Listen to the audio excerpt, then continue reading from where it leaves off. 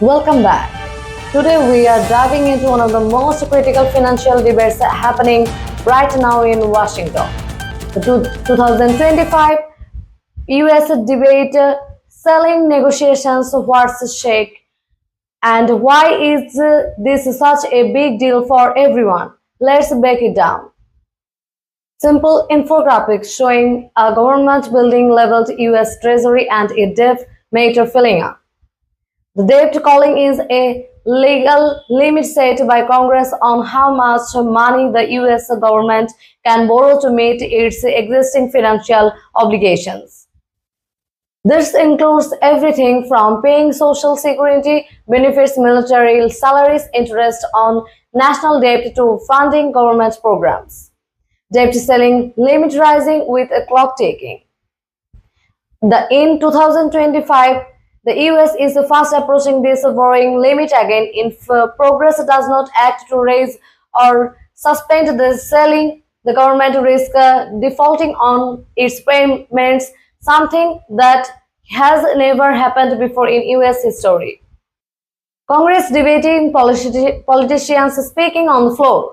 But raising the debt ceiling is not just a simple yes or no vote. It's become a highly political issue.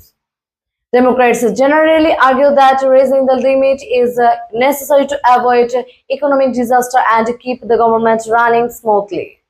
They stress that debt is largely the result of past spending commitments, now not new spending. Republicans, on the other hand, open pushback. They want spending cuts or reform is exchanged for agreeing to raise the ceiling. Their concern is that continuously increasing the debt limit without controlling spending could saddle future generations with too much debt.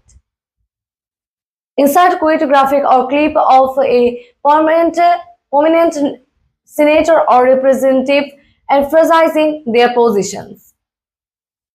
This year, the negotiations are particularly tense because the US economy is showing signs of slowing down and inflation pressure remains a concern. Credit rating agencies have warned that falling to raise the debt ceiling could lead to a downgrade of the US credit rating, which would increase borrowing costs and ripple through global markets. Animations explaining government defaults, missed payments, economic turmoil. So, what happens if the debt ceiling is not raised in time? The Treasury would no longer be able to issue new debt, meaning it might have to delay payments on things like government salaries, social programs, and interest on existing debt. This default could cause a financial crisis. Stock markets could plunge, interest rates could spike, and the economy could slide into recession.